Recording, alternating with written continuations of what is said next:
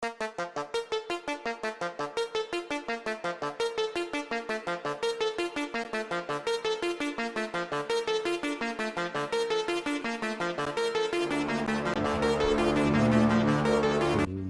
Stranger Things Season 4 Volume 1 was awesome.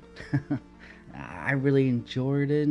There were so many great things about this new season, and I think the the wait was worth it. And this was the Stranger Things biggest season yet. And although that was one of the great things about it, but also kind of, and this is nitpicking, probably a bad thing about it, but let's get into it more with this review, and make sure you like and subscribe for more videos like this, and let's get into it.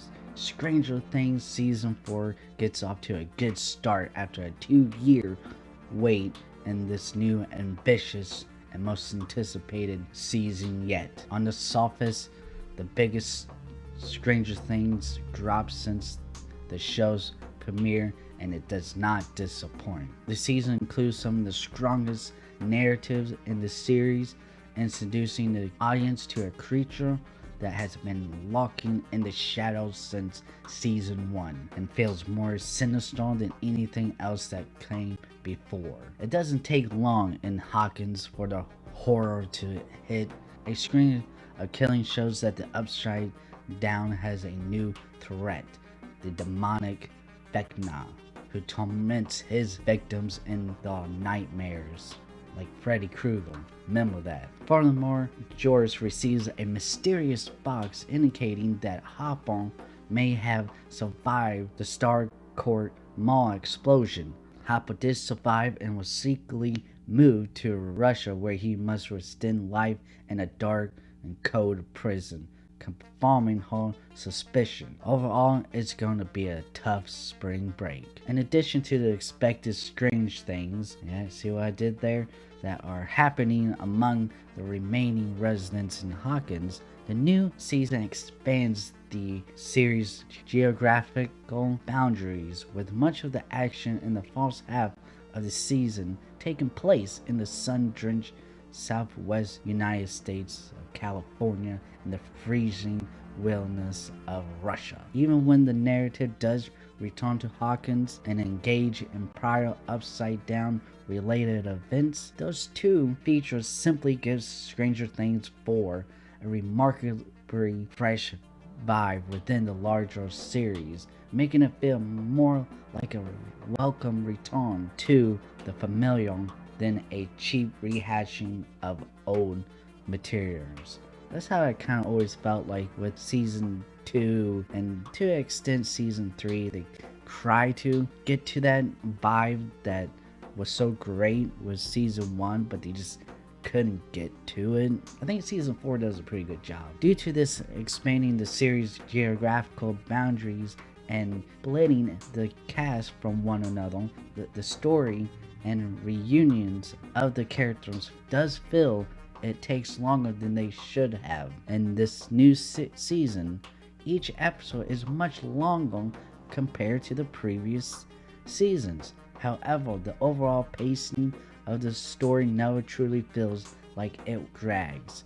Just simply feel like it didn't need to be that long. Although the show features many newcomers, each character gets a considerable amount of screen time, with several characters who seem forgotten or unappreciated in previous seasons, gaining even more screen time in this new season. Even the strongest personalities would be shaken by the events of the previous season of the series, and season 4 does a good job of addressing how they develop emotionally and psychologically, as well as the visual proofs of another year passing. Season 4 does a good job of spreading the love for its characters, delivering specific events, plot twists, and turns for each character, but never losing sight of the sense of community and family they built while rescuing the world time and time again. The cast brings it all to life, giving some of the best performers of the series so far. David Harbour Millie Bobby Brown and Sadie Sink each on special mentions for having the most emotional moments in season 4. Max comes to her terms with the guilt and sadness she's been living with since Billy death in the season's best episode, Dear Billy, and the emotion Sink puts into the scene will soften even the coldest hearts. New characters like Eddie Munson, played by Joseph Quinn, the leader of the Hellfire Club, of which Dustin and Mike are members, and Jonathan's fellow stoner and pizza delivery boy Edward Franco are also standouts. Yeah, I actually love both those characters, especially Eddie Munson. He was always kind of he's like the guy that like I was friends growing up with. So except for Dungeons and Dragons, I mean it was still a big thing when I was a kid, but not nearly as much. That's when it starts as all the geeks and all started playing video games and stopped playing Dungeons and Dragons. But Volume 1 of Stranger Things Season 4 gets the stage for the show's most ambitious season ever. And despite a few instances where it appeared to suffer under the weight of that ambition, it greatly succeeds. The performances are all excellent, notably those of David Harbour, Millie Bobby Brown, and Sadie Sink, and the new baddie Vecna is properly menacing. There are also some stunning visual effects, although not every subplot in these extra long episodes is successful. None of them feel undeserving of the time invested. We have to wait and see if season 4 final 2 episode in July delivers on the promise. But for now, we can conclude that this set of episodes was well worth the wait. So yeah, if you are new to my channel, this is where I kind of go a little bit more into details and stuff, spoilers, and if you don't want to be spoiled, make sure you like and subscribe, and we see you next time. But yeah, I really did enjoy this season of Stranger Things. I was not a huge fan of season 2, especially what I call the MTV punk, because that what Hopper says, like, why you look like an MTV punk subplot where they go with L System. And I just thought that kind of ruin the vibe of the season, and it just showed that they wasn't quite sure where to go with after season 2, and season 3 it did get a lot better, but I just didn't think it was as good as season 1. But season 4, I think it came damn close to being as good as season 1. My only problem was that each episode was so much longer, and I just don't think it needed to be as long. I mean, I love watching like long movies and stuff, but I mean, this is a TV series that meant to be binged in like one day, so like I think a lot of people I don't think that many people probably watched it all in one setting. I just don't see that, because it was just so much longer, and it just didn't feel like it needed to be longer. So yeah, we started out with spring break and stuff, and for some reason it didn't really explain, I guess because George got a new job, and they moved all the way to California. She worked as those phone telemarketer people or whatever, and so I don't know why they had to move for that job, but okay. But yeah, I just feel like there's just too many people, too far apart from each other, and like there wasn't really nothing going on in California. The fact that they was in California had nothing to do with the real plot itself. Like they could have stayed in Hawkins and been just, the story wouldn't really been any different. Like yeah, Elle does go off to the secret headquarters of Hawkins' lab in the desert, called 9 Project or something like that, because she lost her powers and they need to get it back. That's, you could still put that there and stuff, but then again, you would have to give Mike, Will, and Jonathan and his new friend Agale, whatever his name, something to do. And so when Elle goes missing, and they have to go and figure out where she went and stuff. And so they traveling across the country. I think they went to Nevada to Susie, Dustin's girlfriend, house so she can hack into a computer and figure out where Elle is at.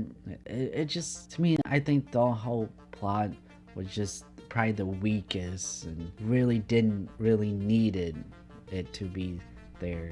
But yeah, and then you got Hopper and in Russia in a prison, Russian prison, and it just takes them, to me, felt way too long to get him out of there than what it needed to be. It just felt like it was, that one felt like it was dragging too much. And I don't know, maybe because they was trying to give it a more emotional weight to it, but I think the emotional weight with the performance of David Harbour and stuff was good enough.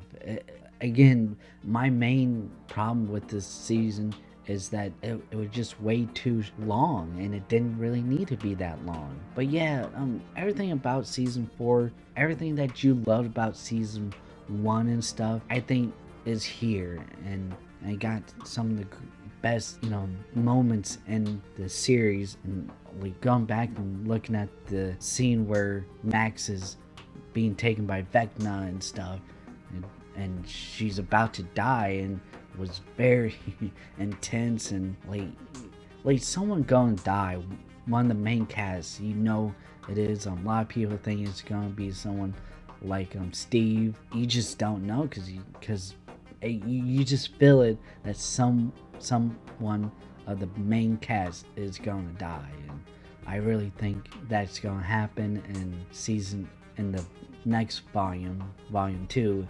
And I mean, I don't really want to see anyone go, but some of them, like Mike, Will, Jonathan was almost absolutely useless in this season, and pretty much most of previous seasons as well. Like, to me, I always felt like Will, after he returns from the upside down, would have developed some type of superpower like Elle, and that's what I thought they was going to go with season 2, but they didn't. And season 3, they didn't do nothing else with Will, so he was just a MacGuffin.